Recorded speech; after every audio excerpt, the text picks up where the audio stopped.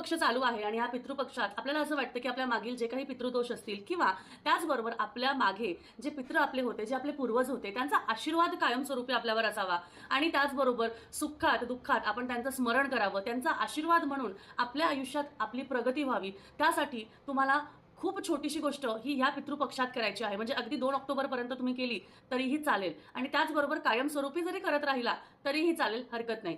काय करायचे आहे ते तुम्हाला अशा पद्धतीने एक छोटासा लोटा घ्यायचा आहे. छोटासा लोटा म्हणजे ज्यामध्ये अगदी थोडंसं पाणी बसेल अशा पद्धतीचा हा लोटा घ्यायचा आहे आणि त्यामध्ये पाणी ठेवायचं आहे.